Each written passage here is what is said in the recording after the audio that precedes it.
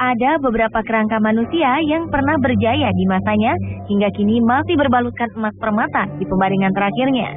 Kerangka-kerangka yang tidak dikuburkan di dalam tanah ini dihias dengan jubah serta emas permata. Kerangka yang dianggap sebagai badan-badan surgawi dari tubuh para tokoh-tokoh agama di gereja-gereja Eropa ini dibiarkan berdiri, duduk, atau bahkan terbaring. Dan berikut on the spot telah merangkum semuanya dalam 7 kerangka berlapis emas permata.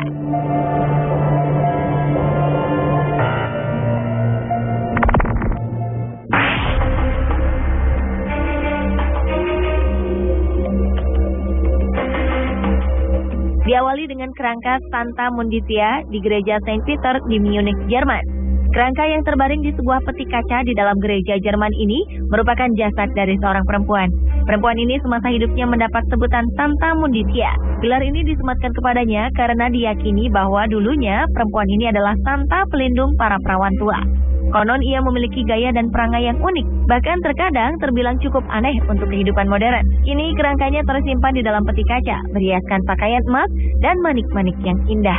Bahkan alas tempat Santa Mundizia berbaring di peti kaca juga berhiaskan benang emas.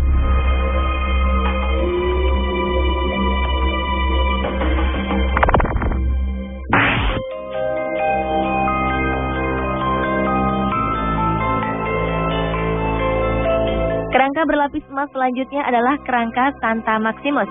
Kerangka berlapis emas permata ini terletak di Bierglen, Swiss. Kerangka yang berada di sebuah gereja di Swiss ini merupakan jasad dari Santo Maximus yang hidup pada abad ketiga hingga 4. Ia merupakan seorang tentara Kristen yang menjadi martir di Adrianopolis, sebuah kota kuno di Bulgaria.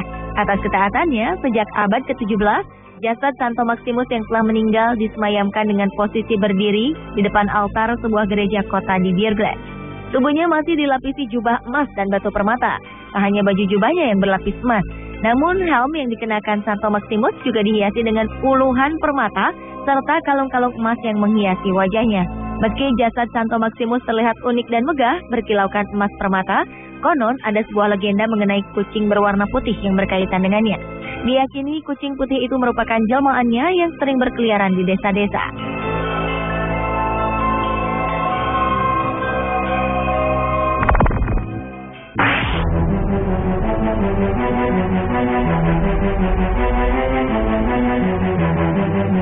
Kerangka ini diyakini sebagai Santo Valentinus.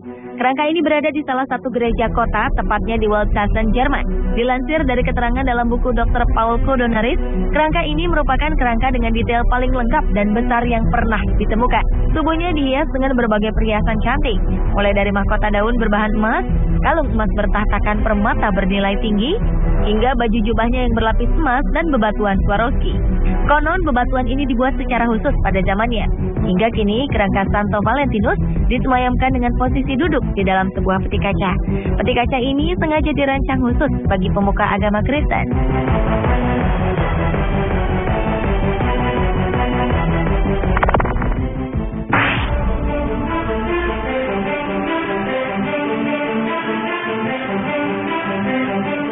Berlanjut ke kerangka berlapis emas permata lainnya, yaitu kerangka Santa Luciana.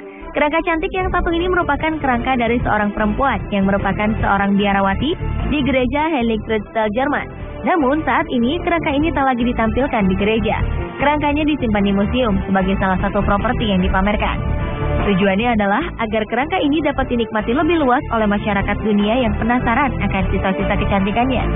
Kerangka biarawati cantik ini terlihat menakjubkan dengan gaunnya yang dipenuhi dengan bordir benang emas. Tak hanya itu, sulaman-sulaman permata pada aksen motif bajunya membuat kesan lebih cantik.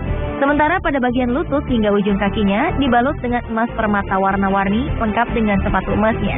Sedangkan jubah merah yang berhiaskan benang emas menjadi alas Santa Luciana di pembaringan terakhirnya di sebuah museum kecil yang berada di kota Jerman.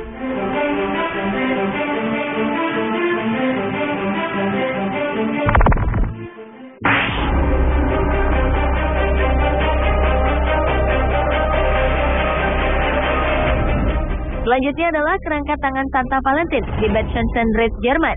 Kerangka tangan tokoh agama perempuan ternama ini nampak kian cantik dengan cincin-cincin bertahtakan batu permata. Bahkan jemarinya juga dihiaskan dengan sulaman benang emas yang cantik. Kerangka tangan ini cukup menarik perhatian, terlebih dengan pose kerangka yang seperti sedang membawa obor. Demi menjaga kerangka ini dari kerapuhan, tulang belulang Santa Valentin ini pun dibungkus dengan kain kasar tipis. Namun hal itu tidak mempengaruhi kondisi kerangka. Kerangka tangan ini masih memperlihatkan tulang belulang berbalutkan pakaian berlapis emas, lengkap dengan permata-permata yang menempel pada tiap bagian baju.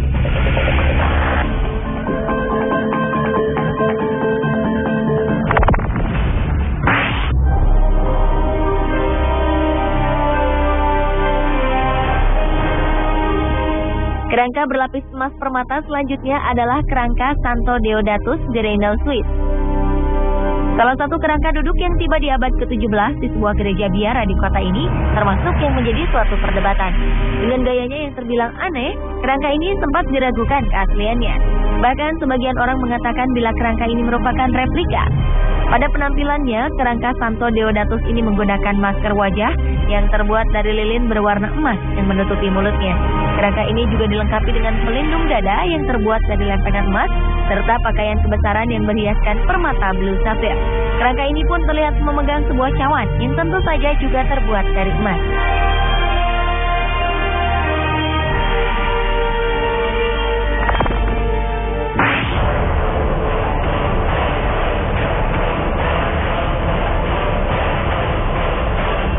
Dan kerangka berlapis emas permata terakhir adalah kerangka Conrad II. Kerangka berusia 400 tahunan ini merupakan satu-satunya kerangka milik tokoh yang tidak diyakini sebagai martir Kristen awam.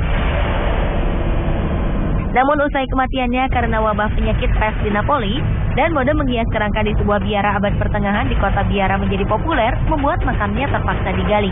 Sebagai tokoh yang terlibat Perang Salib Ketiga, ia menjadi terkenal dengan kerangka tubuhnya yang terlihat menonjol dengan hiasan emas permata, lengkap dengan tongkat besi berwarna emas. Bahkan Conrad II juga mengenakan mahkota yang terbuat dari lempengan-lempengan emas. Lempengan-lempengan emas ini dibuat melingkari bagian belakang kepalanya. Baju kebesaran dengan sulaman benang emas kian memperindah penampilan Conrad II di biara tersebut.